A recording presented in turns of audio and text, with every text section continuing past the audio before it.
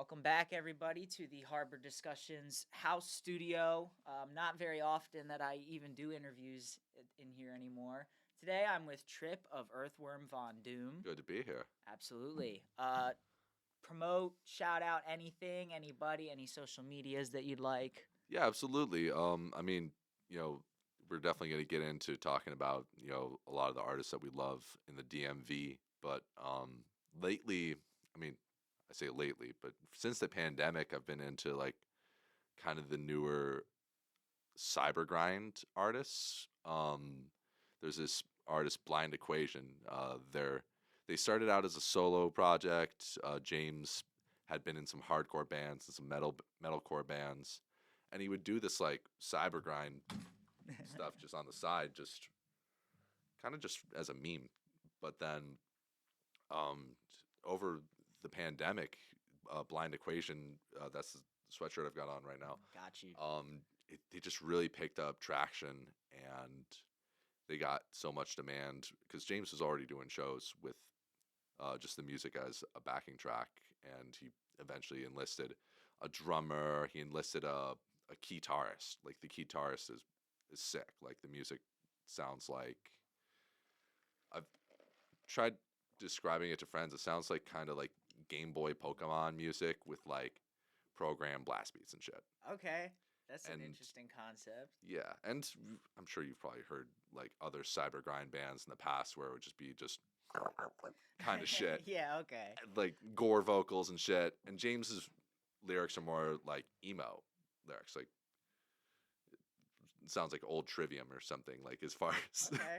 the lyrical content, and yeah, I like what Blind Equation's been doing. There's this other cyber grind group from Minnesota called Bajalvin. Okay. They're kind of on the trap side of things, like maybe kind of 100 gex meets kind of like bass boosted rap. Okay. Gotcha. Yeah, like it's just fun, like to kind of dip my toes into sort of underground music. I don't always do that, I love my friends' bands, but I think when I go down the rabbit hole, I get a little picky. Yeah, the rabbit hole is too damn big, if we're being quite honest. Cause like you go into any genre, especially metal, and you get into like European countries, you start going like all over the world. It's such a massive discography. Oh yeah, no, like I think there's like, especially when we stop talk specifically about even death metal has so many offshoots to it. Yeah.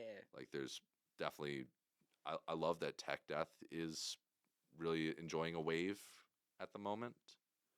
I feel like uh newer social media like, TikTok and sort of short form video based social media is really kind of, I think it's boosted a lot of uh shred players, like people that are going to film themselves doing 20 seconds of a tech death song, and then Right. you know that's the solo or that's the bass solo, and then you know they'll be able to kind of get attention to themselves on social media. Yeah, definitely. Like hardcore, all like everything's blown up right now. I think people are kind of seeing how, like in that case, like where people are doing crazy shit on the guitar and stuff, like that blows up probably because people are super impressed just at the skill of it and everything. Yeah, like I mean, if we're talking about my instrument, the drums, I mean, my hat's off to like the drummers that, let's be honest, have the perfect take, even if it is just a 20-second video. Right. Um, as long as you have the perfect take uh, recorded and ready to go, like that's all you need to post hopefully a viral video. Yeah, it's like vir- being viral is so weird because you just like you can't predict it, you know. Everyone, because everyone like was telling me like get on TikTok, it'll be so good. But like honestly, like I've not been like super consistent, but I've been uploading to TikTok and like it's not quite algorithm ain't picking up on there per se. But I must say, like everything else, like YouTube, Instagram, that stuff's been going pretty well. So Yeah, and I know that if you're doing it just for the virality, that shouldn't be the only incentive. yeah, no. I just think everybody that creates wants their stuff to be seen. You know what I mean? And also, I mean, are we close in age or? I don't know. I just turned 22 in Ooh, December. I just turned 30 in November. So that would be no. But you at least remember like when Guitar Hero was a thing when we were Oh kids. yeah, there is or was an actual guitar from Guitar Hero, my brothers and stuff. So yeah, he used to play that all the time. I think Guitar Hero kind of, ever since that wave, it kind of made people interested in shredding. Yeah, I for mean, sure. mid 2000s, like Guitar Hero was putting like metalcore bands in there, and well, really the big one, Dragon Force. Once that Dragon Force song was enormous, I think there was there was kind of just an uptick of people wanting to learn. Again, obviously I'm a drummer, but the guitarists I think wanted to learn how to shred. I think Right. guitarists were getting into Dragon Force. Avenged Sevenfold had City of Evil out then, so I mean, guitarists were getting into that. Children of Bodom, In Flames, like Trivium and Atreyu and stuff. So I think that kind of wave planted the seeds for um, shredder players to, feel confident Right. to have social media. Then we could, you know, trace down the whole lineage. We could talk about gent bands coming up and stuff. Yeah, now video games have always Yeah. played like a big part in music because, like, a lot of people discovered like Rage Against the Machine and stuff through playing like Pro Skater and whatnot. I know I certainly did, like, because my brother had the OG Xbox, like not the 360. He had the OG that was handed down to me that I played on, like probably well close into high school. I don't know. Either way, like he had music uploaded to there and stuff like that, and I know like the game had its own music and everything like that, so at a super young age that turned me on to stuff. And I'm wondering like if hardcore and other heavier genres are going to start making it back into games and stuff. I certainly hope so. I don't know if it's like kind of like a who like a record label kind of getting in the back door sort of deal where if I don't know, Jive Bomb or I a was Yeah. Squela or someone are have the right connections, maybe they could get into like a Madden soundtrack. Yeah, well, I was just thinking about like Scal, and I think Military Gun had a Taco Bell commercial. So like easily I could see like Scal being on like the rock station in GTA 6 or something like that. Like something that would be sick. Just anything of that genre, I feel like, cuz it's mostly like you don't see anything new coming in the video games. Like even Grand Theft Auto 5, they upgraded the radio stations and we're adding new songs, but like I haven't heard shit get added to like the metal stations and stuff. Well, dude, I mean, this is gonna delve into movie territory, but because you told me your age, this Vin Diesel movie came out when you were a baby, Triple X, Okay, yeah. like, and literally that soundtrack has Hatebreed, like Perseverance was out, so I Will Be Heard was like the soundtrack song. I think that soundtrack got Hatebreed to be, got that album to be a platinum album. Right. Um, like Rammstein was on that soundtrack. Rest in peace. Drowning Pool was Bodies was on that soundtrack. Like literally the first like 20 minutes of the video, like or of the movie, like Bodies plays. So it's like that kind of at least that was impressionable for me. I was 8 years old seeing Yeah. that trailer. Like, oh, what's now is the time. Like I had no idea what that is. Yeah, for me, like when I was younger, or like buying songs on iTunes and stuff, like for me, it was like seeing the Saw soundtracks. Saw was Ooh. probably like one of the only movie franchises I saw that consistently had like heavy as fuck bands on their soundtrack. That is true. Yeah, like the catchiest they would have would be like Mudvayne or something. So it's like hell yeah. Yeah. Um, So something I like to talk about around this time of year, I did this with my first guest in 2023 with the New Year's and everything like that. Have you set any goals that you're like trying to work on and stuff? Well, we'll definitely get into this. I think my goal this year is to get back out and play music and put music out. Yeah, hell yeah. Anything like more personal, like fitness, anything. Um, Personal. Not super personal, Well, but you know I what I know. mean. I mean, I think as far as fitness goes, I just don't want to have to change pant sizes. Yeah, yeah, yeah. Well, I'm just saying that's something that everybody does. Like for me, I'm trying to be better financially this year. I'm not like the fitness thing's weird, especially like you like you mentioned working in a warehouse, so do I. Those are laborious jobs and like the last thing you're trying to do after, you know what I mean, lifting shit all day, moving shit around all day, walking all day is more movement, you know. That's what's kind of kept me from having like a gym membership. I had a Gold's membership years ago. We'll definitely get into this. Me and Sam, we lived at a house with three other guys in another band over in Millersville. This was 6, 7 years ago, and Marley Station Mall was around the corner. So I had a Gold's membership, but I never used it because well, let's just be honestly honest. Aside from work, whenever I would get home, me and Sam would just smoke weed all day. Yeah, I mean, So who the fuck wants to do push-ups and fucking no, shit? yeah, Yeah. like no. Yeah, no, I mean, like, it's definitely like a good habit to have, but like, if you're not like someone who's like sitting all day, like, you ain't trying to, you know what I mean? I feel like that's something for people who aren't moving a lot. I don't know. Yeah, and Some it, people are gonna like think that's dumb as fuck, oh, but we both are about to get dunked on by every gym bro, oh but yeah. it's fuck. Like I I'd like to think I'm eating the right things too.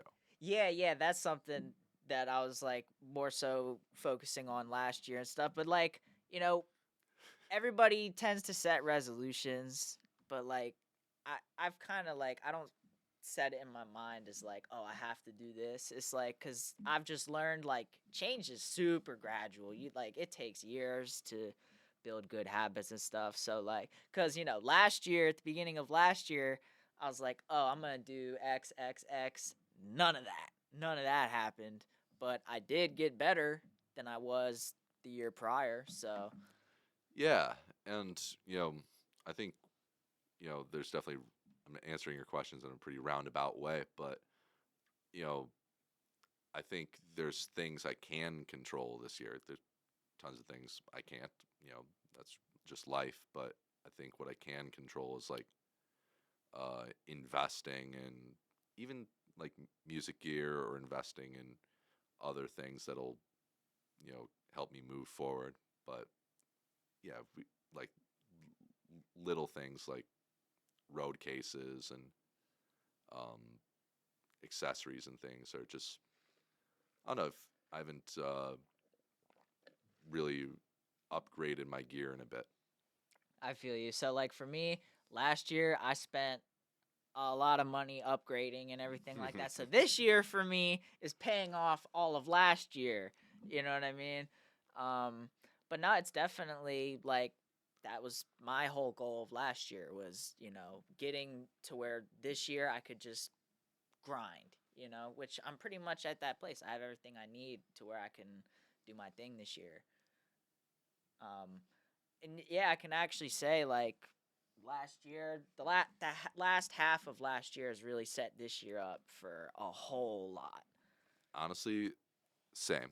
I think the first half of last year, I didn't really know where I wanted to go. There wasn't a firm, not outcome. There wasn't a firm status of Earthworm. I'd say Right. between January of last year and October of last year. So, really, the first half of last year, I kind of was less musically focused than I think I've ever been. Right. And I'm assuming that was very, very different, like for you in a lot of ways. Yes. I mean, to put it literal, me and Sam have been playing music together since I was 16 and he was 13. Okay, that's actually one of my notes. That's one of my notes is actually how you met and everything like that, and how you started Earthworm. So Yeah. if you want to talk about that, and also like if you were in any other bands before. So the medium length answer is I started learning the drums in 7th grade, middle of 2000, actually beginning of 2007, and I, didn't have a band in 7th, 8th, 9th grade. Like I was learning the instrument, taking lessons after school, and you know, my hat's off to anyone that learns the drums and has the rhythm or has the skills kind of right away. I didn't have prior instrument experience, and to be honest, I wasn't listening to diverse music in 2006, 7, Right. and so I didn't even have. I mean, out of my friends that knew guitar at that time, like none of them really took it seriously. So until until the beginning of 10th grade, I just didn't have a band. I was just playing the drums and, starting to develop a taste for what I liked. 2007, 8, Linkin Park put out Minutes to Midnight around that Oh time. yeah. There was like other kind of popular rock bands in 2007, 2008. There was kind of just early, easier stuff to learn, like Brain Suit by Green Day is like an easy as shit song to learn on the drums, and that was probably the like second song I learned. And um, just like we talked about Guitar Hero a little earlier, that kind of um, that's that time in the mid 2000s exposed me to metal. So it was very easy to go Metallica, Slipknot, Machine Head, Pantera, Cannibal Corpse, Behemoth. And you could Definitely. just definitely follow the trajectory. You could go Metallica, Slipknot, Machine Head to Lamb of God and Slayer and stuff. And so I was liking metal. I already knew I liked Black Dahlia Murder, and Whitechapel was coming out then and stuff. And I just didn't have like other metal friends. Like I knew maybe one or two other metal I feel guys that. at Yeah. my high school, and me and Sam met as like in a kid band. Like we there's a program over in Anne Arundel County that was spearheaded by a guitar teacher who he contracted other teachers, like other guitar and bass teachers, and once he really had a clientele list, like a pretty broad list of clients and students, he was assigning like kids to be in bands. Okay. And so one of the first band I was assigned to be in, like there was Sam joined it like a couple months after it started, but the singer of that band like was kind of the shot caller because 15 going on 16, I didn't have really. I had opinions, but I was the new guy, so Yeah. um, so this guy was like way more into like I don't know, let's call it the end of scene music. Gotcha. Like he was into like Asking Alexandria and shit. That was like what got me into heavier music because I grew up Metallica and classic rock and stuff like that, and Linkin Park, Korn, that sort of shit. And then my brother put on like the first Asking Alexandria album in the car, and that turned me into looking that up on YouTube, and then that gave me all sorts of other stuff. And then I went on Music Choice, found bands like Hatebreed, Black Dahlia Murder, like White, like all the bands you listed pretty much were like bands that I like discovered in like fourth grade or some shit like that. But I was already an opinionated metalhead, like end of 2009. So, someone talking about Asking Alexandria or Escape the Fate, I was like, Yeah, right. Yeah, no, I get it though. I mean, it's like it's a back then I turned my nose up, and shortly after that, uh, that first band that me and Sam had was called Area 52, and Sam joined that band. Keep in mind, at age 13 in fucking 8th grade, and right off the rip, you know, we were into metal. Like we talked about metal right away. Um, he, I remember him playing the shout out to Cliff. Remember him playing the Anesthesia solo like the first time we jammed. He had Iron Maiden Vans on, Nice. and keep in mind this is pre us writing music. I at least knew that I had a like an ally, like a ally that likes the same music I do, and if we were to suggest covers and shit, I'd have someone in my corner. And I'd say about beginning of my junior year, we started to write music. We left that music academy once we started writing music, and we whittled down the members of our first band to just myself, Sam on bass, and Jeff on guitar. Sam and Jeff eventually picked up vocals because at that time Sam was not doing vocals at all, and Jeff, the guy that was on guitar, like we just couldn't hold on to a singer, Right. and they both s- stepped up to fill that void.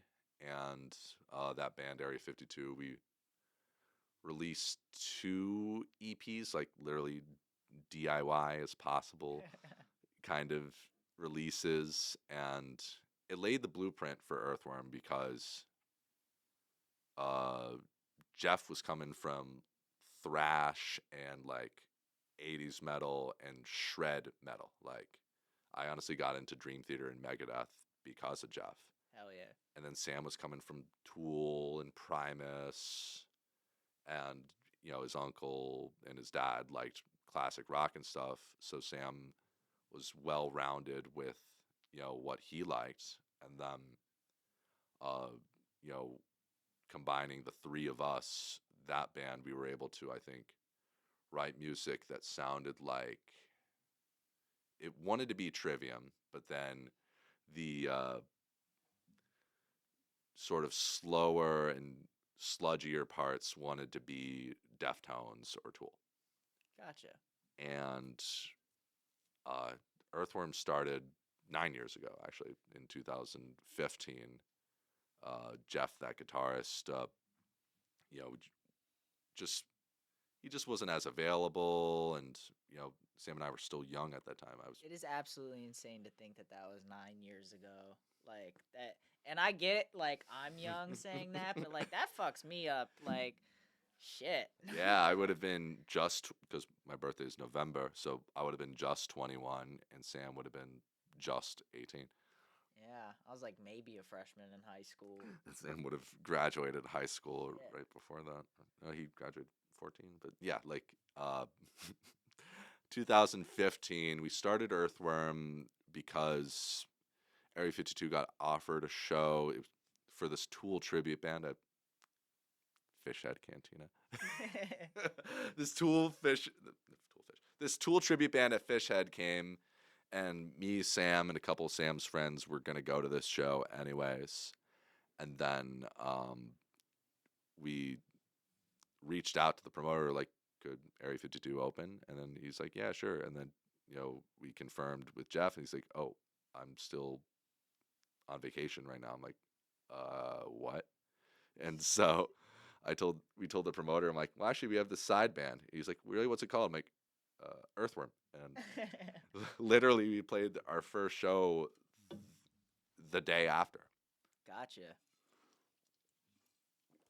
And really, the first 2015 through 17 with Earthworm, including all the shows, and end of 2016 is when we started like touring, like actually leaving Maryland to play shows. Gotcha. And um, actually, that's not entirely true. We played in Connecticut early 2016. I went to college in Connecticut, Okay. and yeah, we found that until we started writing A2 until we started writing 8279, we really didn't have structured songs as Earthworm. Like we would go play a show and improvise on stage. Like we wouldn't go over our set time, but we would improvise on a riff and a beat. But we would do a whole show like that. Like we'd even travel to the first time we played Indiana, we traveled all the way out there and made shit up for the That set. always like runs smoothly, surprisingly. That did run smoothly until we wrote the song Worship the Shitlord, where that song, Sam came prepared with lyrics, but we made up the music that day in the studio. So once we wrote that song, it's like, well, shit, we have a structured song. And then if we're playing a 30-minute set, like, are we going to make up shit for 25 minutes and do one song?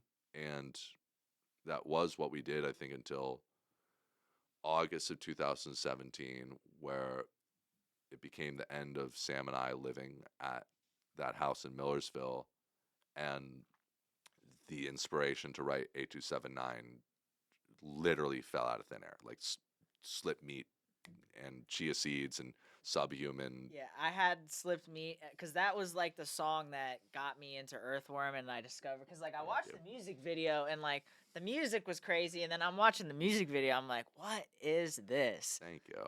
It was I talked to Mike yesterday. Thank you. yeah, and I was just thinking like it's kind of funny because like inflation is shit. Like how much was like did that meat go to waste or anything in the music video? Well, I mean, the actual meat, yeah. But I mean, that was just what, like pound or two of roast, no roast of ground beef. Yeah. But yeah, when we wrote 8279, we actually had structured songs and a way to kind of come up with a solid set list. And we had tours in 2018 and 19, so really to have that album super tight and road ready, I mean, that was a perfect storm to have that ready to go and be able to promote that. I mean, we toured Canada 3 times on that album. Damn. Nice. How was that like in, any like really notable memories from all that? Yeah, I'd say between 2016 and 19 when we toured.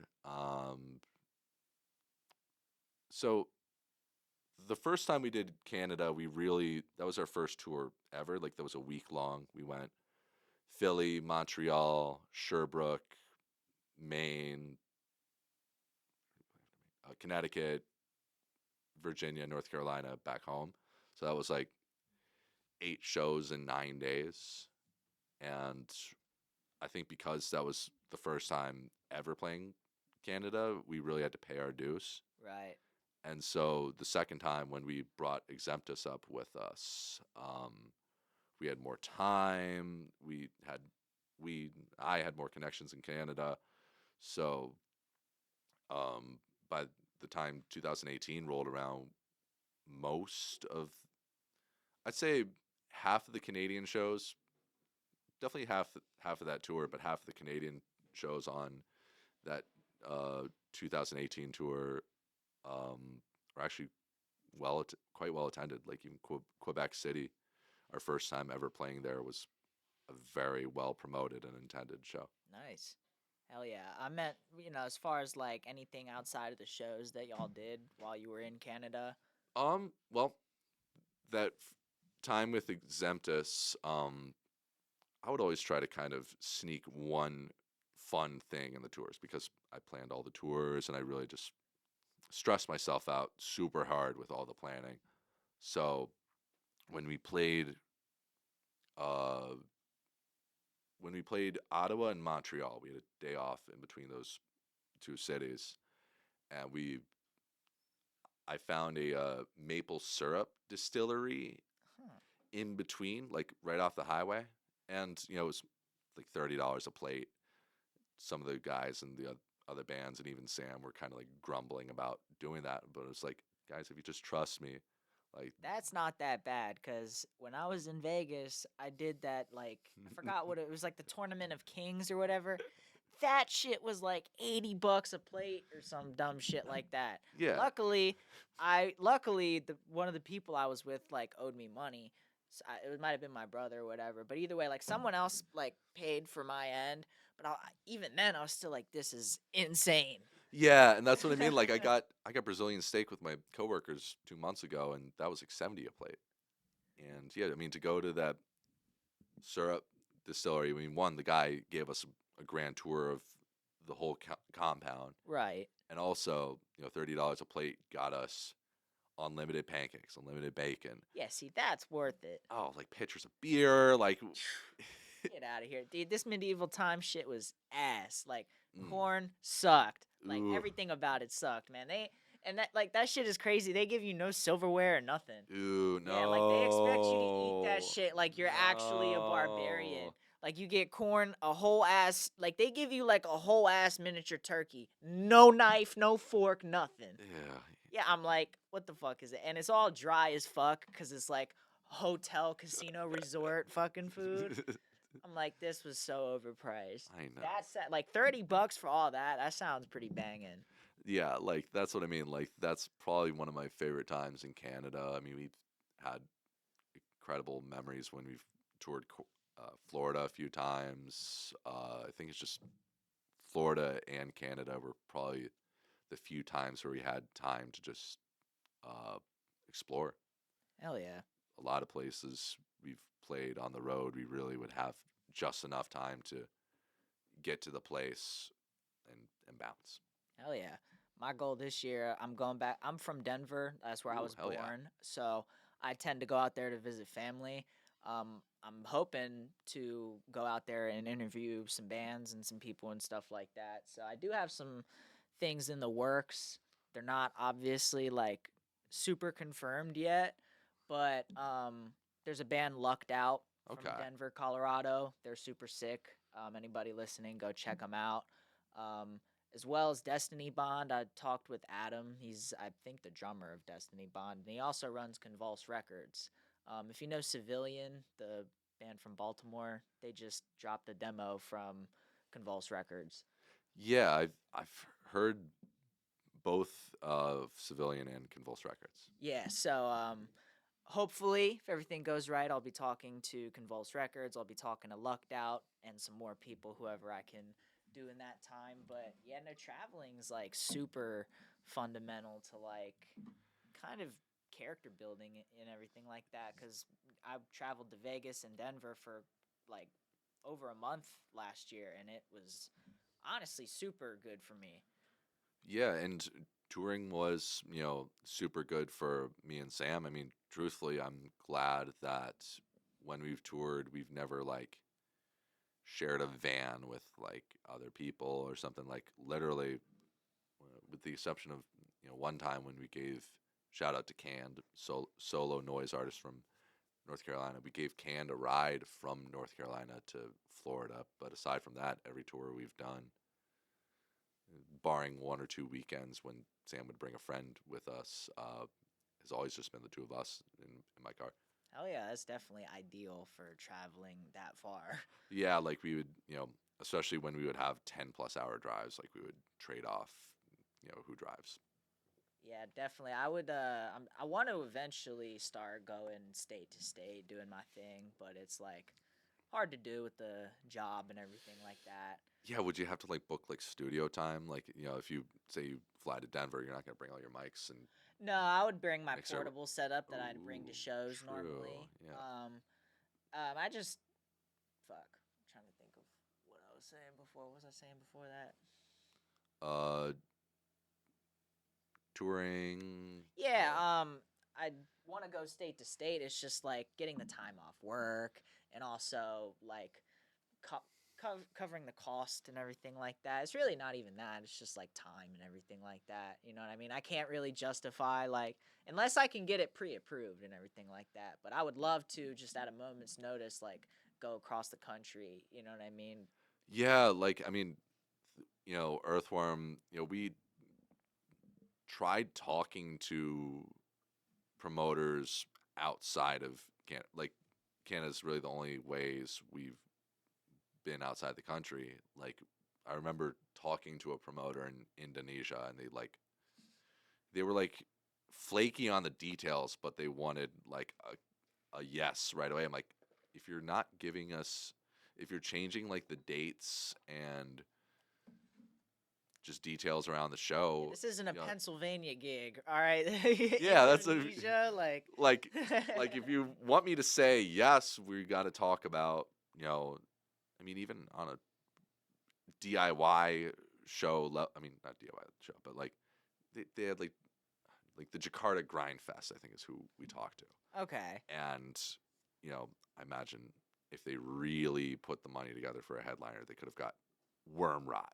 right. And maybe like us, and they put like Earthworm Von Doom USA underneath, but like realistically, and you know, they don't have the money to lock in Flames or, you know what I mean? Like, I mean, there's other festivals like Hammer Sonic and shit that can afford Slipknot or Thy Art or something. Yeah. But, you know, I wasn't going to say yes in a fucking Facebook Messenger conversation. Yeah, Yeah, I'll fly to Jakarta. Like, dude, like, let's talk money. Let's talk accommodations. Even if it's a sunk, even if it's a loss, I still at least wanted to know, Oh yeah. hey, this show is going to happen and we're going to have a place to stay. Guaranteed. That's because like when I went out to Vegas, it was for the When We Were Young Fest, and I was the day they got canceled. Ah. But we were thinking about how this festival was gonna go wrong a million different ways before, because I think it was Firefly was that festival that was like on a fucking remote island somewhere. Oh, the Bahamas one, yeah. Yeah. So like we all had the idea of like, all right, if this goes wrong, we're in Vegas, we have shit to do. I can imagine like not having shit to do, and like especially in another country, like, you know, if you're in the United States and that's where you're from, or if you're just like touring in the place that you're from, you know how to get around, you know where to be.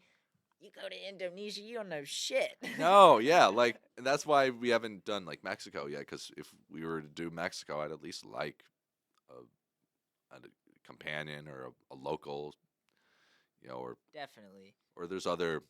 You probably know this band. Do you know the grind band? Grind band Baitlam? I don't think so. You've probably seen their name. It's just so fucking hard to pronounce it. Right, yeah. Bayhtlahm. Now it sounds a little. I'll have to like. Yeah, I'll show you their logo later. You've probably seen that around. And they toured Colombia and Ecuador, like I think right before the pandemic. Okay. I think it was literally like February of 20 that they did that. I was thinking, just about general travel. Like, oh, it would be cool to go here and here, but I'm like, shit, I don't know if I would be down to go to some of these places, like just solo. Like, that's crazy. Like, I did Greece solo. Well, it was for my friend's wedding, and okay. his wife is Greek, so like by the time I got to the town, like Alexandra knew like everything that we needed to do. Yeah. But until I got to the town, that's probably the closest to like feeling like a stranger in a strange land I'd been. Yeah, no, I mean, I feel like a lot of Americans, like, they don't know what it's like to feel like a foreigner that's in America, and that's probably, like, you know what I mean? That's the closest thing, because, like, so many people be, like, judgmental and shit about people that be coming over here, but, like, let's go put your ass in the middle of, Poland, Russia, anywhere. Like, you're gonna be struggling like a motherfucker. Yeah, if it's, like, a language that's, like at least like French, Italian, Spanish, like all are kind of similar enough where you could see a word and figure out what it means. But like east of that, you're on your own. Oh yeah, definitely. Even Dutch is like. Yeah, nah, I can like I sort of know Spanish. You know what I'm saying? Anything else, it's like, I don't know, you know what I mean? But now at least we got like the phones and stuff like that. But I imagine some of these places that shit don't even work, you know? Oh no, like yeah, like some of those places you really have to kind of be like a slave to Wi-Fi Oh for yeah. using your phone. Well, that's kind of the good thing too about. I think a lot of people go to these countries to get away from all the social media and everything like that. Yeah, I mean, if we're talking about like touring, though, I do need the social media. Like Yeah. even touring at an Earthworm level, like I would find ourselves like, you know, because I had a different phone plan than Sam. Like I'd find myself using the little bit of data I have that day to promote the show while we're in the car driving to Quebec City or something. Yeah, this is like kind of circling back to the beginning where we were talking about like resolutions and stuff. I think every human being wants to limit their screen time.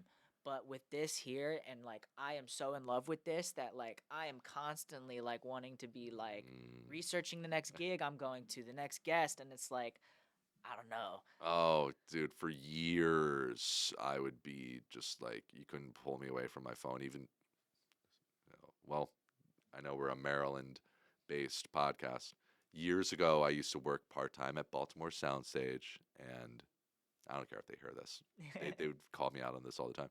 I'd be like in the middle of a load-in, and I'd get like a text from a shirt company that we're doing shirts with, like, so how many mediums you want? I'm like, oh shit, let me stop pushing this road case so I can respond to the Yeah, shirt you got company. someone else on the other end. You're like, oh shit, hold on. I wouldn't put anyone in danger. I wouldn't put anyone in danger, I'm just saying. but I would be distracted Yeah. all the time.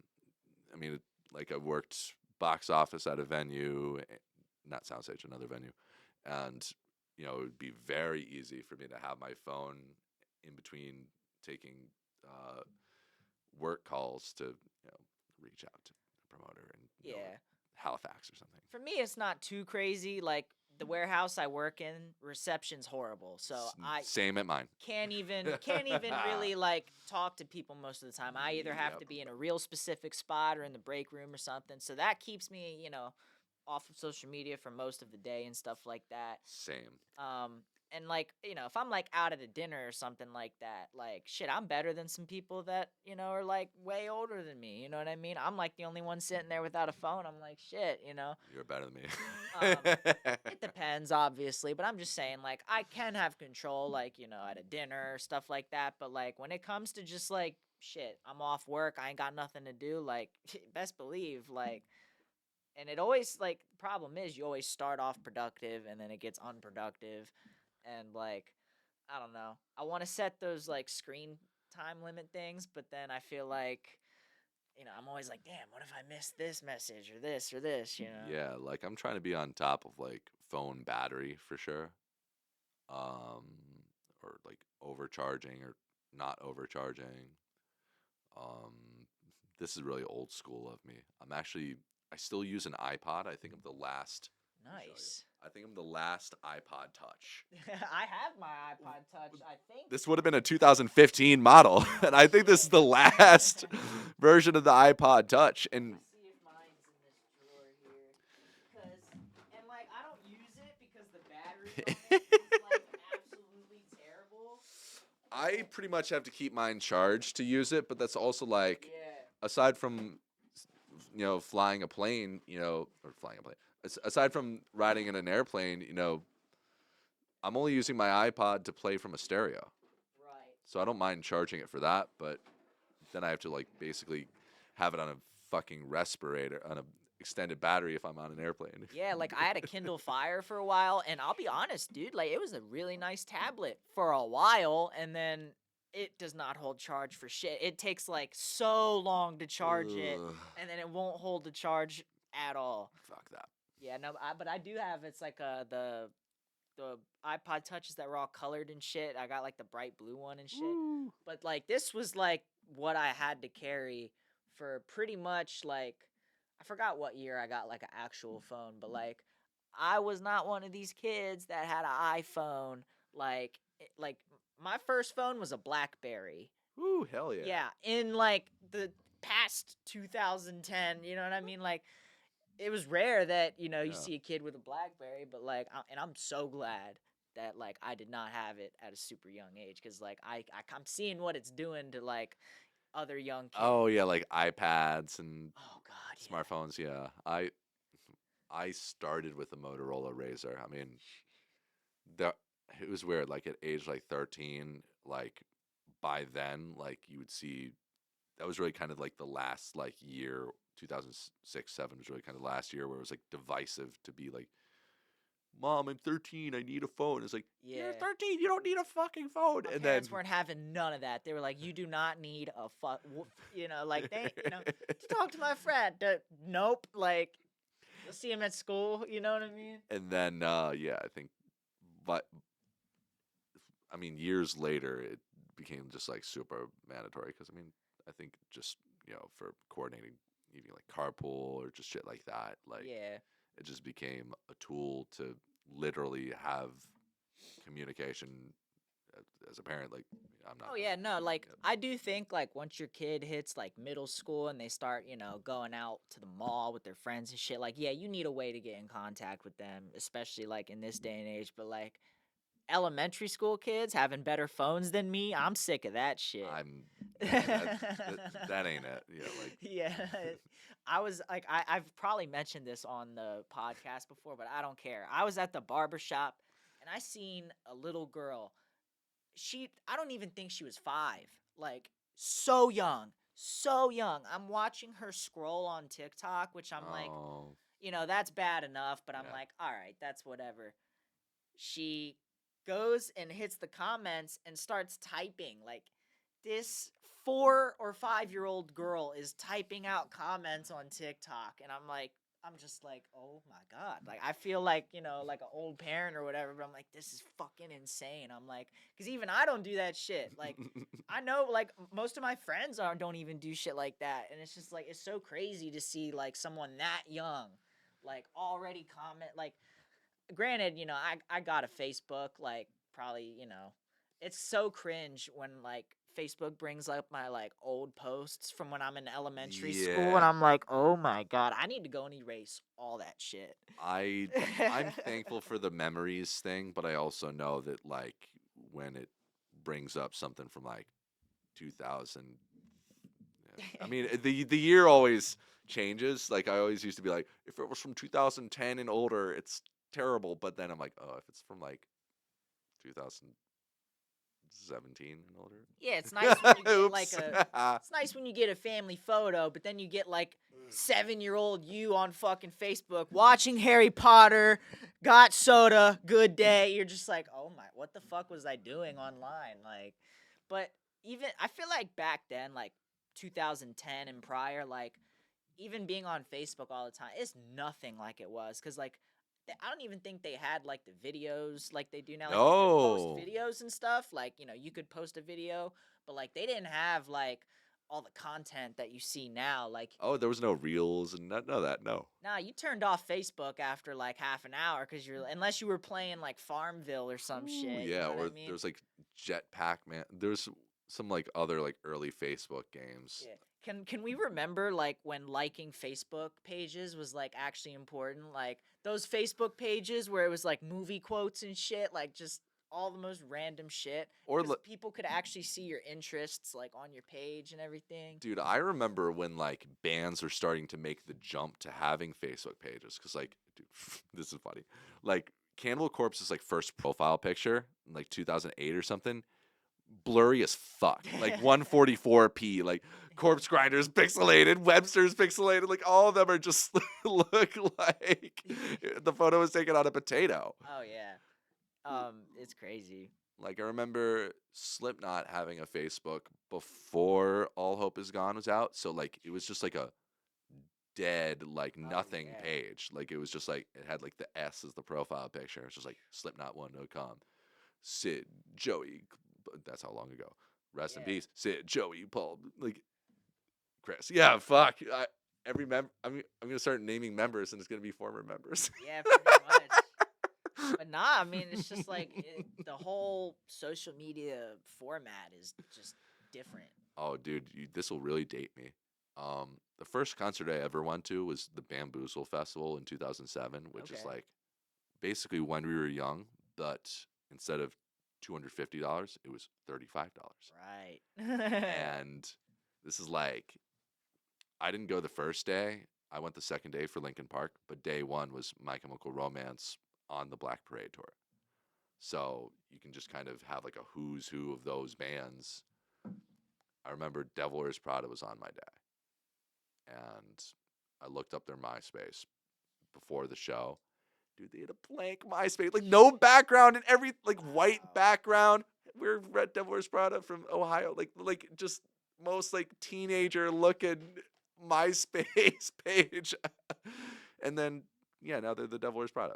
Oh yeah, it is. It's insane to see the progress of bands, even like local bands and stuff. I'm amazed with seeing like bands that start up and then by the end of the year they're like touring across the fucking country and like it really is awesome, you know. I like seeing that too. Hell yeah, it's one of the best things about. Well, like, cause I'll be honest, when I first started this platform, like, I had gone to a couple local gigs. I was very into the music. I just wasn't. I wasn't at the shows as much. Yeah. This past year, like the last half of the year, I was just at shows all the time. And that, like, I bit my own tongue or whatever the phrase is. Cause, like, on the podcast, you know, I was like, I acknowledged, like, yeah, Maryland has a scene, but, like, in general, it's not as mentioned as, like, you know, say New York hardcore, Philly hardcore. And that still kind of is the case. But, like, now I want to say, like, Baltimore's pretty much on fucking top. Like, it's crazy to Baltimore's see. doing great right now. Yeah, and this year is gonna be even better, you know? Yeah, like, I mean, it's funny you brought up Denver. I mean, Turnstile's popularity, I think, is very good for. Speaking as Maryland people, I think Turnstile's popularity is good for the genre. I think it's good for the scene. Um, I think it's all around a positive thing to have out of the handfuls of Maryland bands that have made it, even bands smaller than Turnstile, like Dying Fetus or something. It's nice to have like one or two bands to look up to, but then Yeah. when that list is Good Charlotte, All Time Low, um, Dying Fetus, Periphery, Animals as Leaders, Turnstile, like you literally have a handful of bands you can be like, oh yeah, I can claim that from Maryland. Yeah. And I think Turnstile in particular, really being young and relevant, um, helps really helps boost young young bands to get Yeah. into it. It's insane seeing like all the hate, and this has been a topic I've covered before, but it's still a relevant topic because like anytime I see like a turn, not like you know, on Turnstile's page, but like it'll be some other like meme page or you know some other hardcore page, and like people still talking shit about Turnstile selling out and all this other you know, and like honestly like that's one of my like kind of not dream, what, you know, like Oh, bucket list oh, interviews, you know absolutely. what I mean? And I'd love to hear their perspective on like, you know what I mean? Obviously, you know, they don't think they sold out or anything like that, but it's just like it's I feel like I'm seeing it a lot, you know what I mean?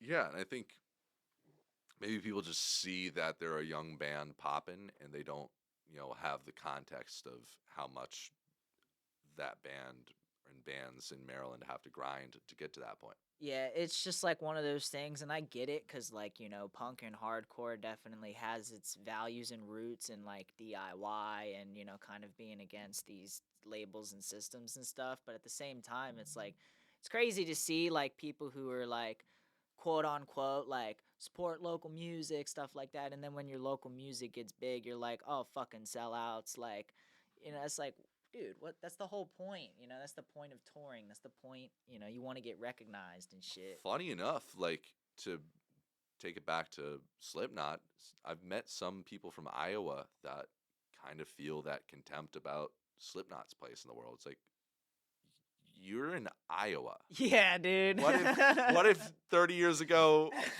Clown never had the idea of what if we wear masks and we have 9 people and I hit a beer keg and do all Yeah. this shit? Like if Slipknot never was No one conceived, would give a shit about Des no Moines. no fucking band would be from Iowa. Yeah, that's a fact. And you know, it's you know, like Baltimore has always been kind of like a historical place. You know what I mean? So like, even without the music, Baltimore would always be Baltimore. But Yeah. like with these other places, it's like, yeah, I see what you're saying. And like Cisco, you know what I mean? I just mentioned a seventh Baltimore artist. Right. Like you have to. On this really dates me. This would have been before you were born. Like Thong Song and stuff. Yeah, I've heard that. Yeah, Yeah. that's what I mean. Like you've literally got not many Maryland artists that have crossed the line. Yeah, but I think we're really starting to see that because like Flat Spot's picking up a whole lot of, and obviously them being based out of Baltimore and everything like that. But like, I don't know if you saw like the Outbreak Fest lineup for London. I saw bits of the lineup. I saw It's Balance and got Composure a playing. whole bunch of Baltimore bands on it. Like I was honestly like super happy to see like how many Baltimore bands, and like this was an example of what I was saying earlier. I would really love to go out to something like this. So Google never wants to like show you shit. Oh no, never. Not when you need it ever. It's probably because I typed in last year. That would probably be why. But we got Angel Dust, we got Jive Bomb, we got Truth Cult. Um, there's a couple others. You were at Hell in the Harbor this year, right? I was not. Ah, I can't. That was either like right around the time I started going to shows. I can't remember the exact reason I didn't go to that.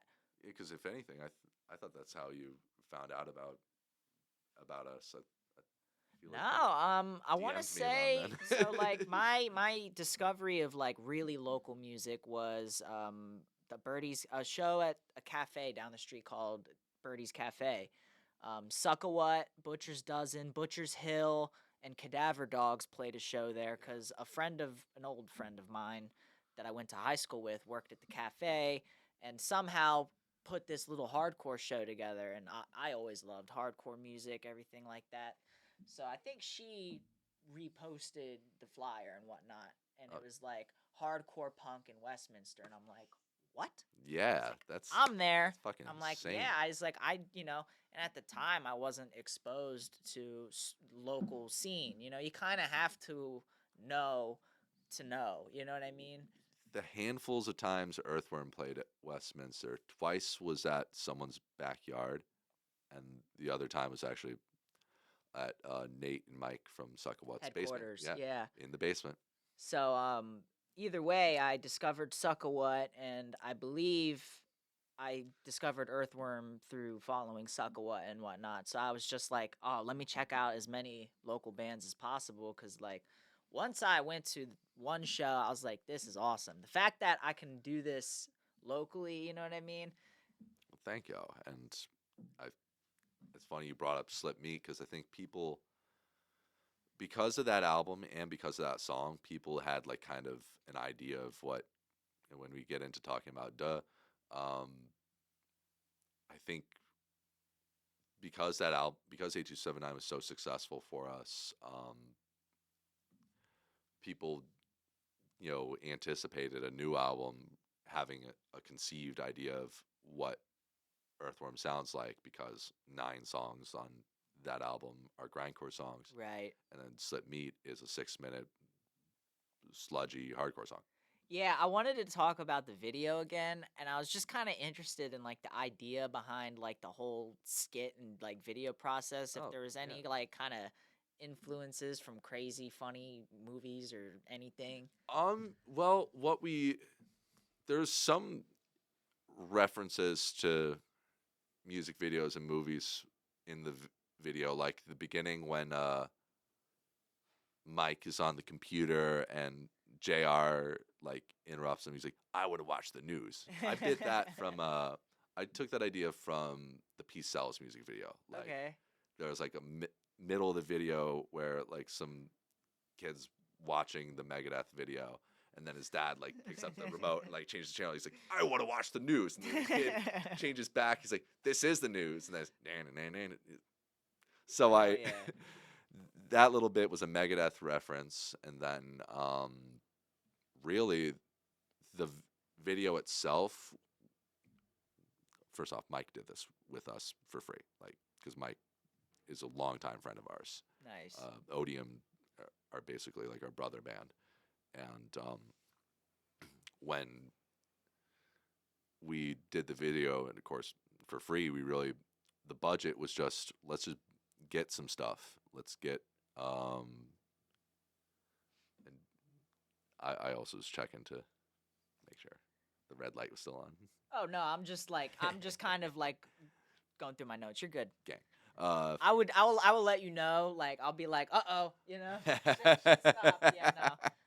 Mike, yeah, we really just got all the props and things out of pocket, and we knew that the presentation was going to look like a B horror movie. It's like, well, that is the point. Like, we do want it to look, you know, cheesy, gory, and you know, like the shocking elements of it. Definitely had like a horror vibe to it. Like it was definitely super silly and fun, but at Yeah. the same time, like I feel like if someone was like domed off psychedelics and just like that just stumbled into their algorithm, they would probably you know those memes where it's like the European mind cannot comprehend this. Like just imagine like some fucking European or whatever. It's just someone who like speaks no English, nothing. And you know that just kind of stumbled. Dude, YouTube fucked our algorithm up on that song because we said fuck like early in the song. But yeah, I mean, really, we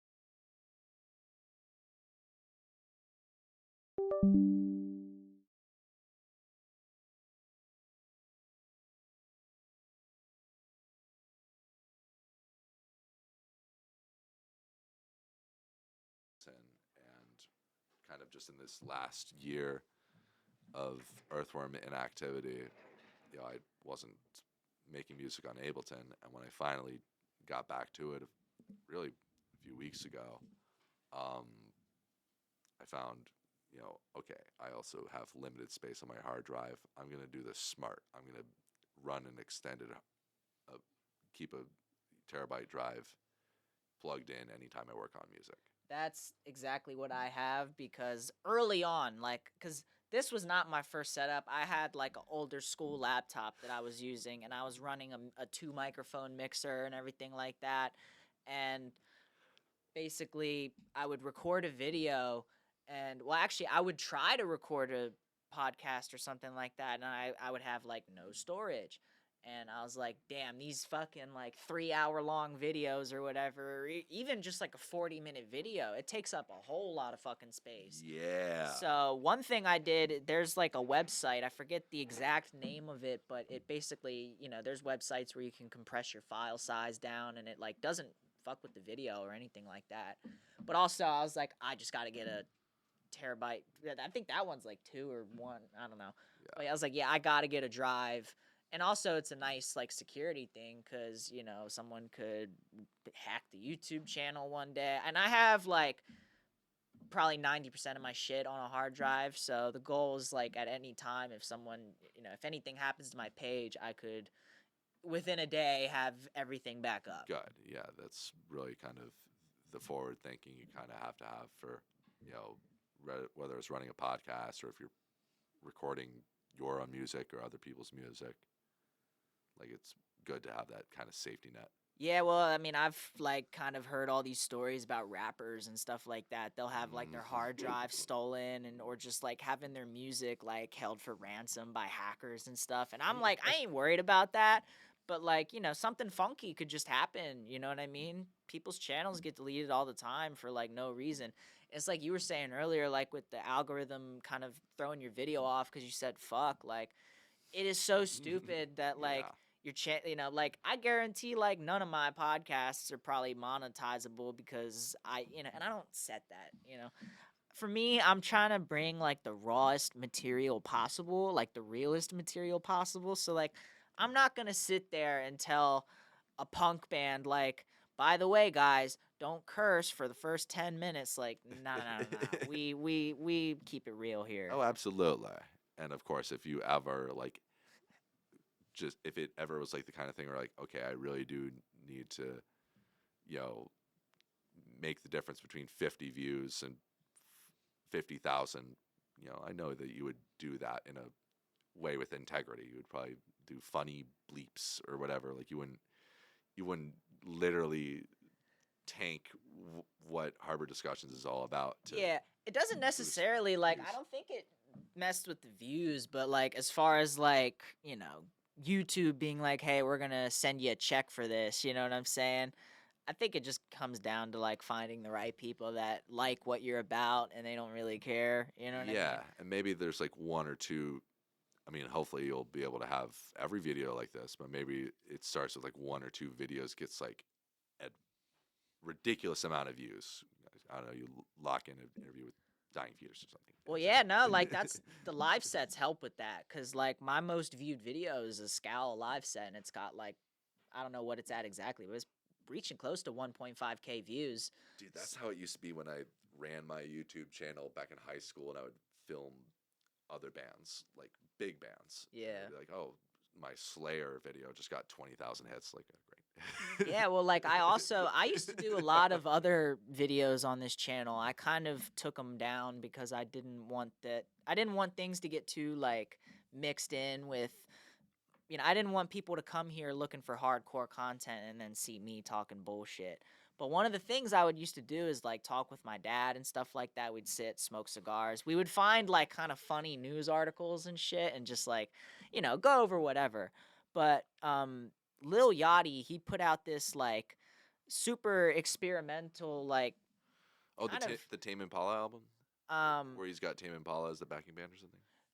maybe that it was the one that a lot of people were comparing to like Pink Floyd and shit like that. It was the like psychedelic rock kind of thing that he did. Yeah. I thought it'd be cool, like sit down with my dad, do like a reaction, and that was up on the channel at one point. And because of how many people were like talking about it, that video was going crazy with the Yes. views. I was like, this is.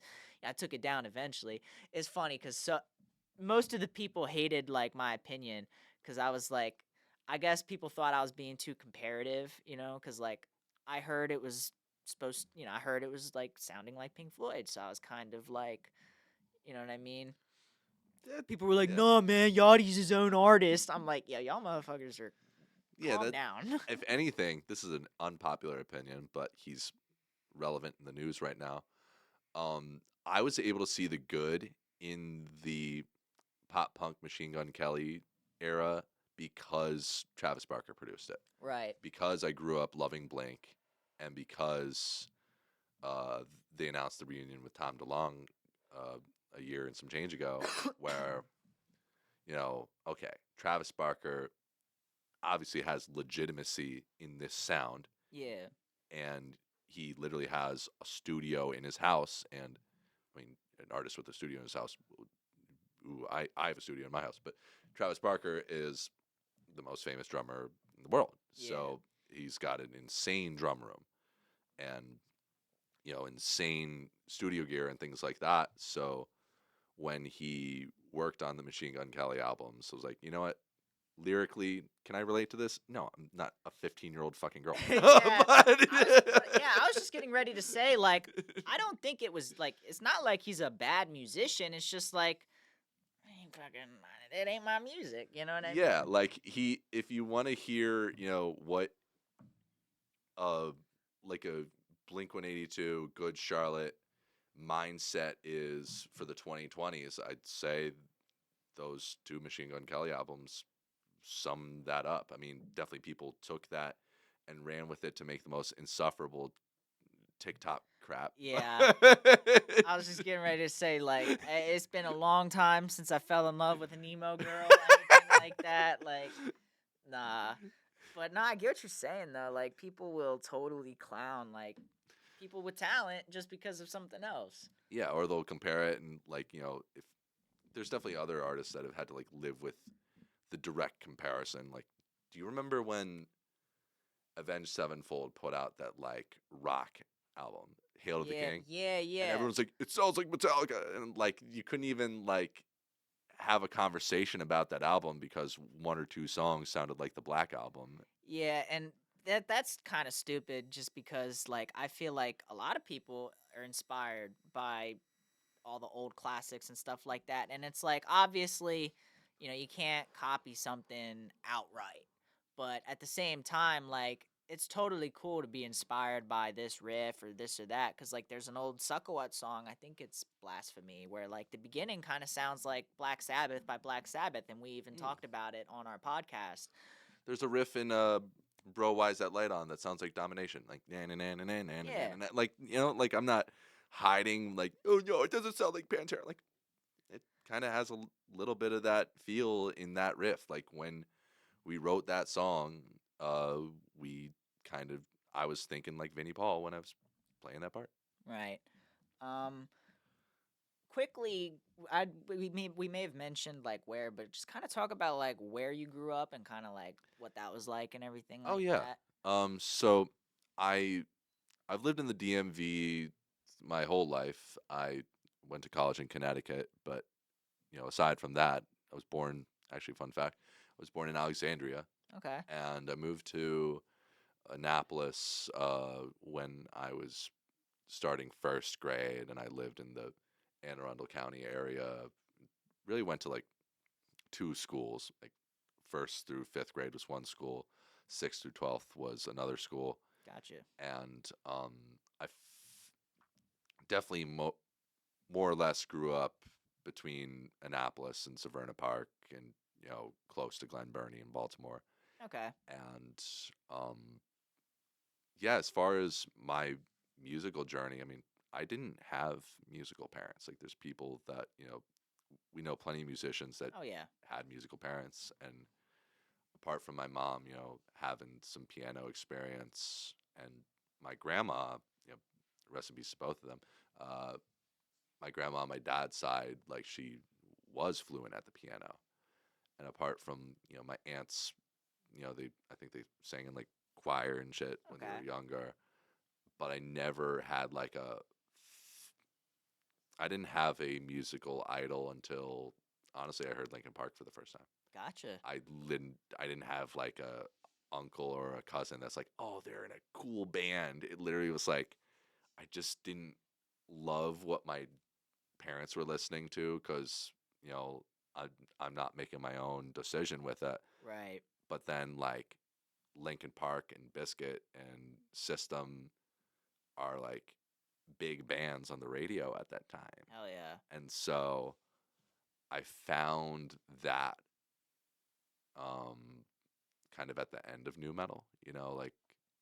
Like the God, you were like 2, 3 years old when the Jay Yeah. Z album, the Collision Course album came out, dude. Like the Collision Course album was kind of like the end of new metal because if you're a rap rock band, you can't top doing a fucking split album with Jay Z. Nah, not really. Yeah, unless Dr. Dre produces your album, like you can't top. Corn did get a song with Ice Cube. I guess that's That's kind of close, but true. that's just one song. They did a Yeah, whole damn project. and also like, I mean, I love Follow the Leader so much. Follow the Leader was really like Korn was running the ship. Like that Collision Course album, like it was pretty 50-50. Well, Mike Shinoda produced the whole thing, but it was 50-50. Hell yeah. And it's just so cool to like have had. Looking back on it, I was exposed to diverse music. I mean, like we talked about Tony Hawk games and rest in peace, the Dave Mira game, Dave Mira 2, dude, that had like Gods had Godsmack in it, but it also had Sabbath, had Rage Against the Machine, Gangstar, and Tribe Called Quest. Okay. So, and it had some 41 too. But like, at least as far as like exposure to like some old head shit, like Yeah. I like knew about like Run DMC when kids my age were listening to like Lil Jon.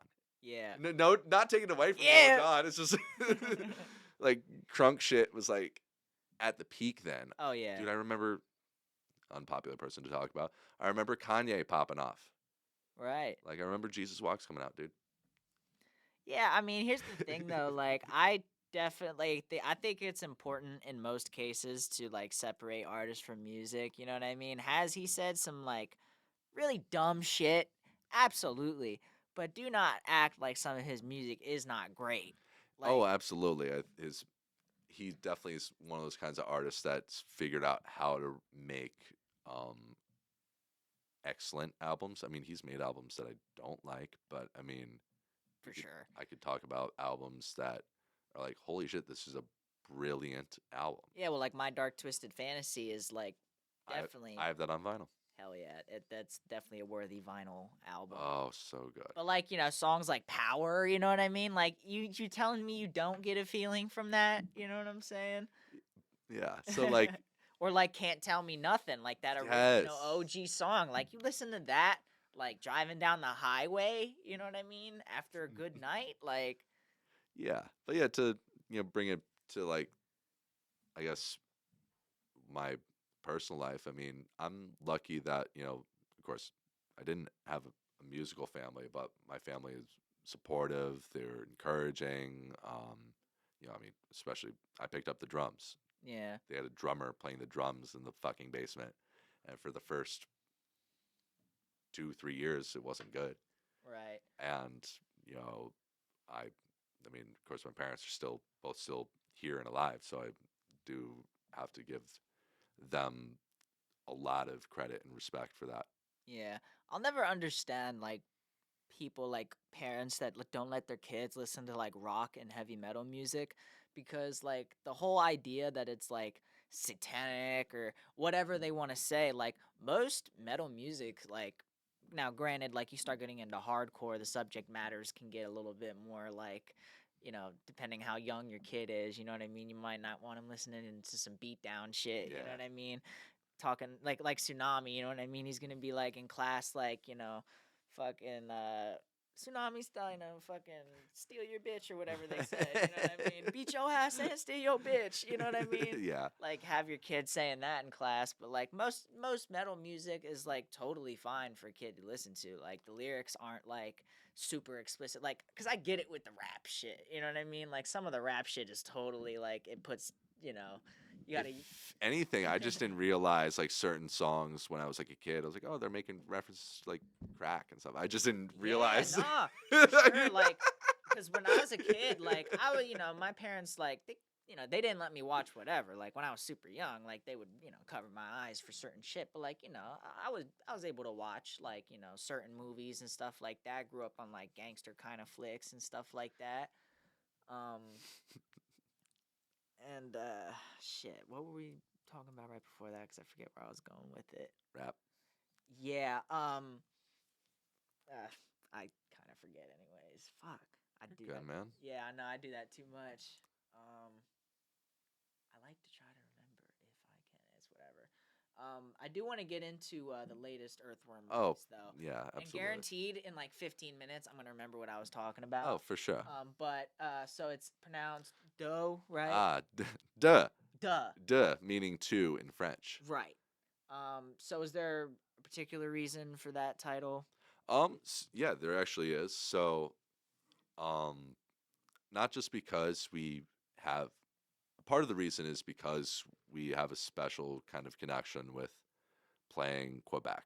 Well, fun facts: my dad's side of the family, my last name is Cahouet. It's a French name. Okay. So if you go back my family tree, um, my family did come to the U.S. by way of France and then Quebec, Gotcha.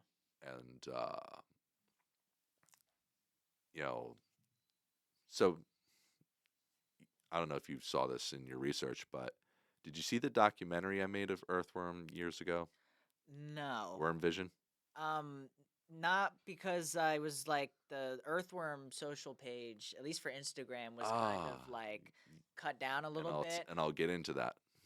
But either way, like I'm sure if I had, was it like if I go through Facebook and It's on stuff? YouTube. Okay, Yeah, I'll look into that later for sure. absolutely, But yeah, definitely talk about that. absolutely. So, um, ta taking it back, 2018, 6 years. I made a documentary out of this footage that someone else shot. Someone offered to shoot Okay. a couple shows and film some interview footage for us on his like really nice cameras. He offered to do it for free because he just wanted a network. He eventually got like some passes to. Yikes! He shot a Lorna Shore show before Ramos, so that guy is the Right. singer. But it was like Lorna and I think Chelsea Grin. So like he kind of for a couple months he went from shooting Earthworm and shooting like Exemptus or like other local bands to Soundstage gave me passes to shoot Chelsea Grin. It's like fuck yeah, good. Hell yeah. And he had a good camera and he shot like shows and interviewed us at a very early stage, like beginning of 2017 when we hadn't even gotten to Canada yet. So, long story short, this guy he just kind of dropped off the face of the earth, and before he did, I was able to get the footage from him, and sort of like what we were talking about off the air about our hard drives. Yeah. Um, I edited all this footage and compiled it into a 30-minute documentary on iMovie. Got Y'all, it I make a lot of stuff on iMovie. Honestly, like got it done in 2 days. I started making these like kind of DIY music videos where it's like obviously nothing is shot, but like I'll take a song from a local band and then I'll just find all these movie clips and anything related to like the subject matter of the song and stuff like that. But anybody that's seen those on Instagram, those are done through iMovie. So Oh yeah, like really it had the basic functions. Just where it kind of fucked me was that the file sizes were so huge that I ran out of hard drive space fast. yeah, But I got the documentary done. Actually, I think it's a lot of people are aware of it even without having heard a single Earthworm song, which, I love the documentary, but this thing literally came out and Slip Meat wasn't written when we filmed it. wow, It I so we were meaning to do another documentary, really meaning I just wanted to, and I we're sitting on a lot of footage just from me shooting stuff on the road and just all the last really 8+ years of Earthworm we have documented, and we wanted to call the second Worm Vision Duh. hmm. And so that title was sitting in my head for a little while. And when Sam and I started writing these songs, when we started focusing on writing these songs, end of 19, because we had bits and pieces of songs like Weak Knees and Duh and Okay, so weak knees. I would have like said weakness. it was a play on words. That was hats off to Sam for coming up with kind of that double Yeah. pronunciation, double Okay. meaning, and some of those songs literally go back to like 2015, 16, 17. But we put them on the back burner to write and record and promote 8279. End of 19, we start focusing on the Duh songs. COVID happens and we get, of course, indefinite amount of time to keep focusing on these songs. And for a little bit, we wanted to self-title the album because we at least had this mission of, hey, these songs are going to represent us in a complete way, rather than 8279 being thematic and sounding like a certain style, top to bottom. Duh really was us um, attempting to come up with. I mean, we came up with it because it's out, but we wanted to make an album that is the sum of the two of us. Like, definitely, this is what Earthworm sounds like. Gotcha. So it would have been a self-titled album until, I'd say, summer of 21. It just kind of clicked that Duh could be a good title. Oh, It's yeah. short, um, and we we had the art ready, the art and the new logo ready, and I'll give you the sticker today. Oh, nice. Uh, Thank you. It's gonna go right on the table. I'm Dude, trying to fill this whole thing up. Absolutely, man. We had we started thinking about the art before recording because Seamus, the producer, his home studio setup moved a few times during the pandemic, so that was just going to buy us time to write the songs and really check off the boxes with the art and things like that. So Sam and I already uh, got a new two-headed worm made.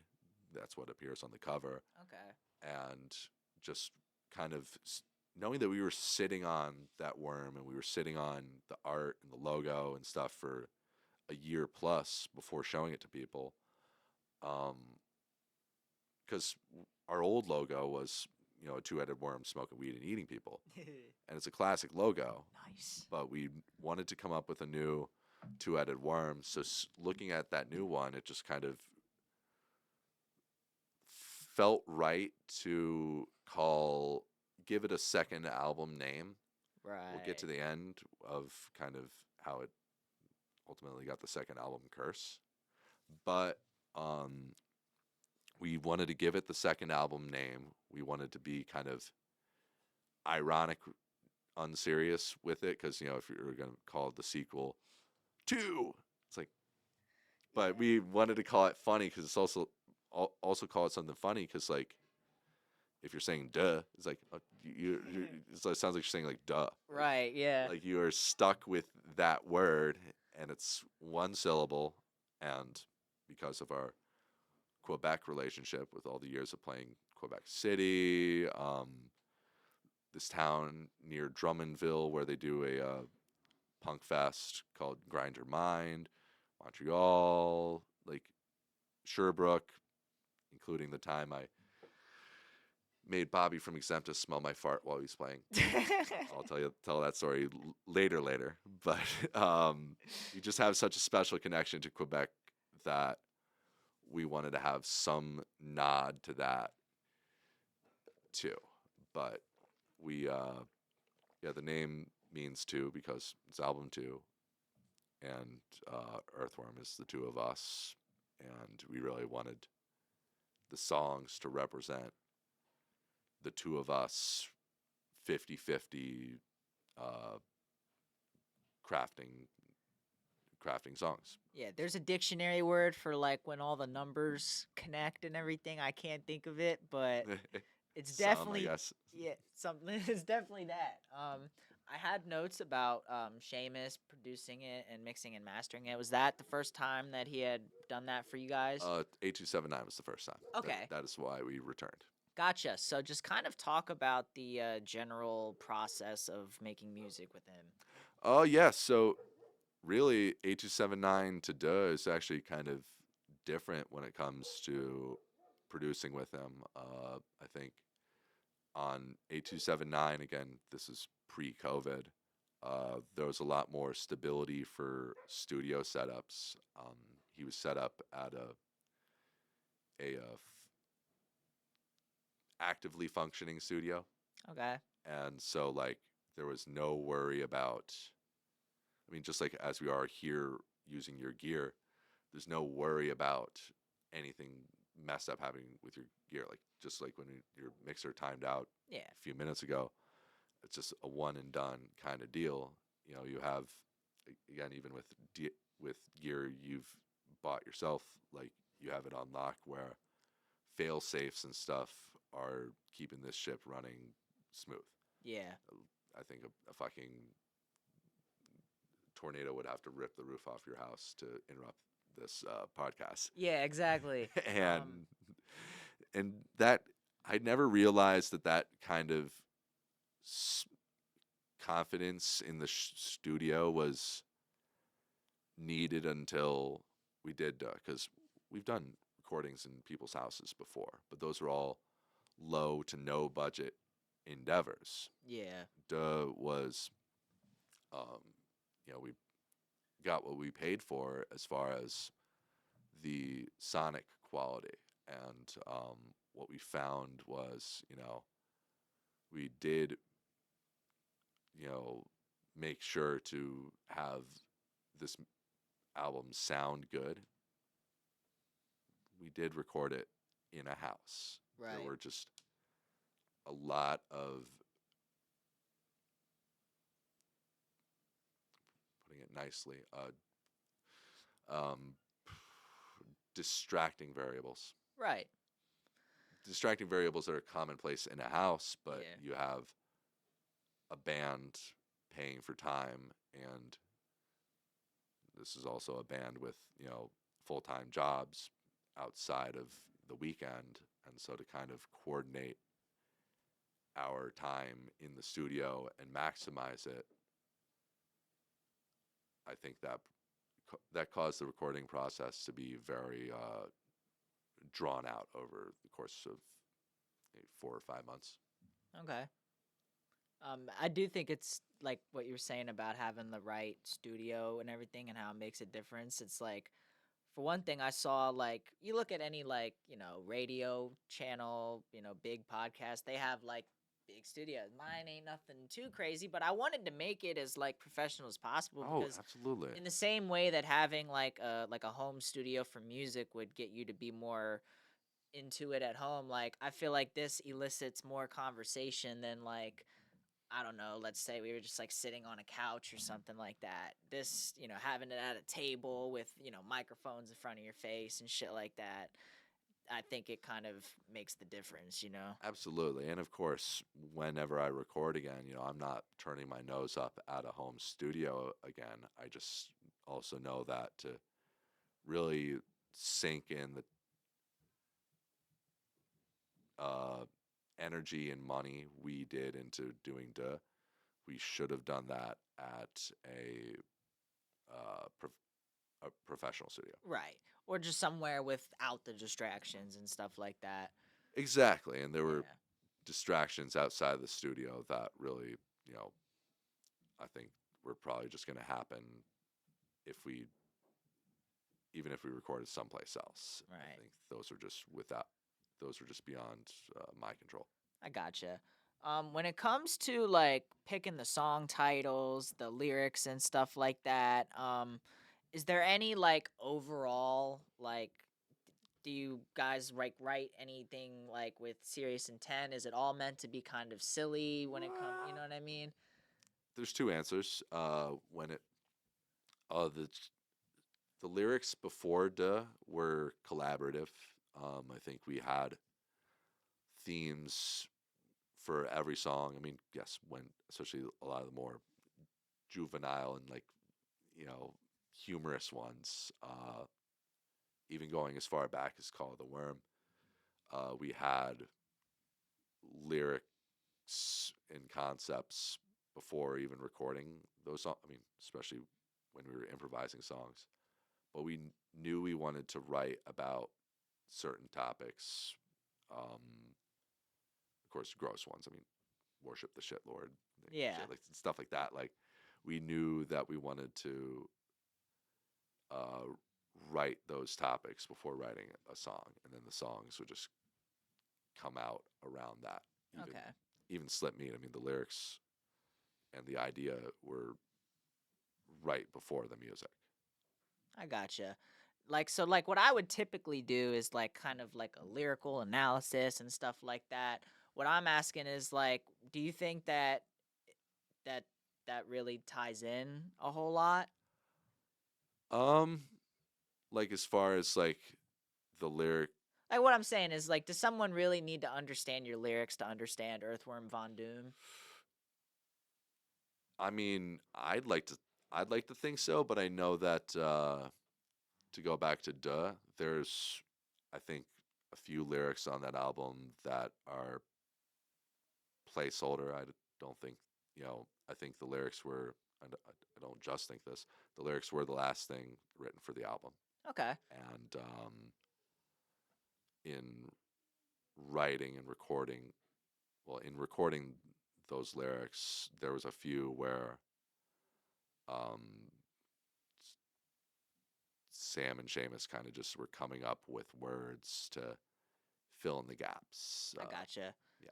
Yeah, no, because like some bands and some songs, they have like super serious like meanings, backgrounds. Like they're on a specific subject matter of like a sensitive topic, and then there's like a whole deep thing into the meaning of the song and stuff like that, which is like kind of different than a song like Slip Meat or something like that. And then when you put the music video next to it, you kind of get where I'm going with that. Yeah, and I think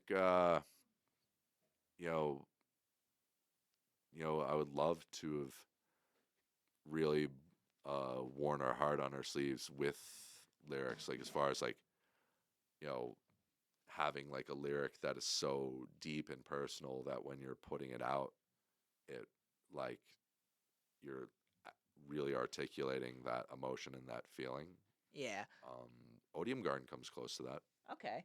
Yeah, I was just getting ready to say like we'll go through like some of the standout songs, but like don't get me wrong, like that does not make or break a band because like No. a lot of bands like Volvadinia, like Sanguisugabog, like there's just a lot of bands like shit don't have to be deep, you know what I Oh mean? no, no. So it's like I didn't say that in a way to be like, stuff's not deep, you know what I mean? But like, no, the stuff that's what makes I thought made Earthworm Von Doom so special, you know what I mean? Thank Because you. it was like it's a break from, you know what I mean? Because like hardcore metal a lot of the time is a lot of sensitive subjects, revolt this, I hate this, whatever. Or even, like positive ones and stuff like that. But like it's nice to just have a song where it's like, oh, this isn't about nothing. This is just like fun. You know what I Yeah, mean?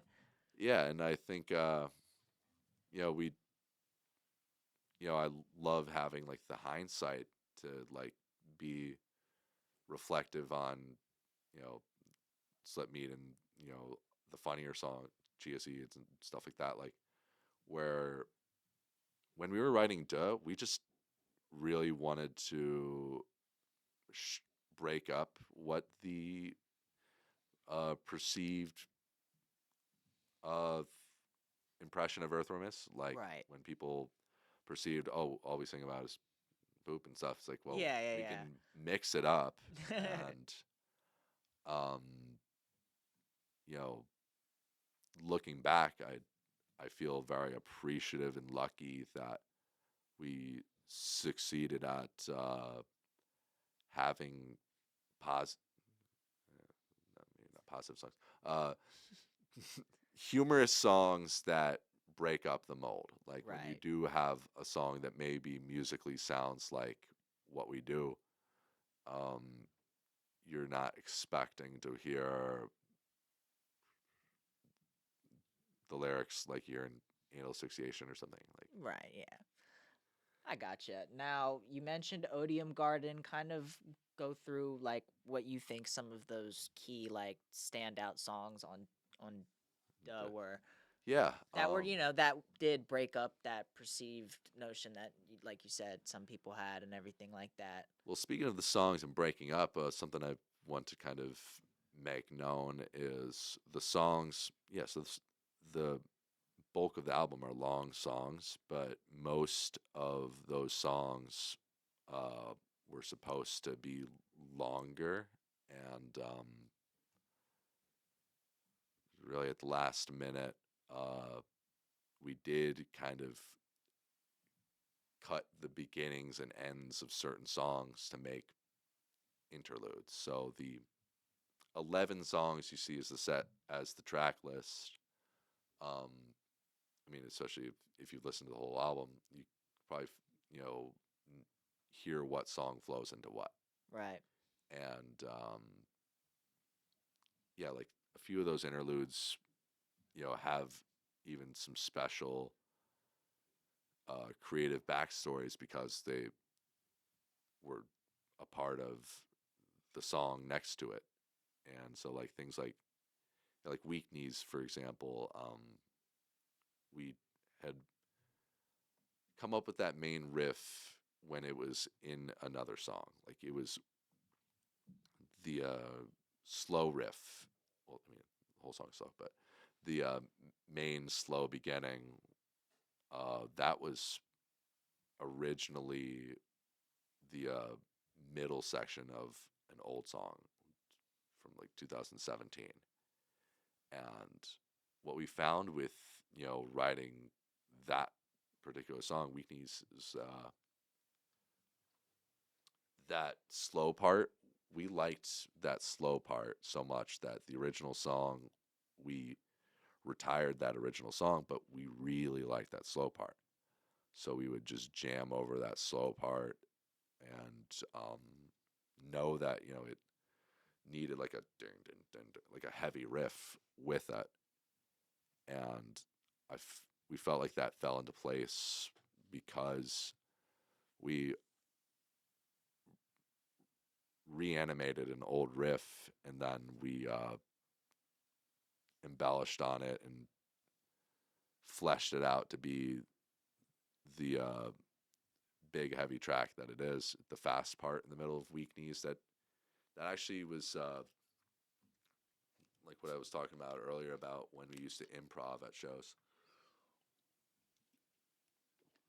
That fast part with the really simple blast, um, that came from an improv at a show in Connecticut, Gotcha. maybe like 2016. Like we were actually drinking like whiskey during that performance. It was in a DIY place called the Crunch House, Okay. and someone filmed our set, and we at least rewatched the set, and really liked that uh, simple blast part.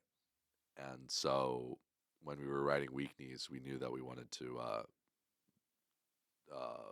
tape that in there. Gotcha. I gotta take a quick bathroom break. Dude, actually, me too. I've been when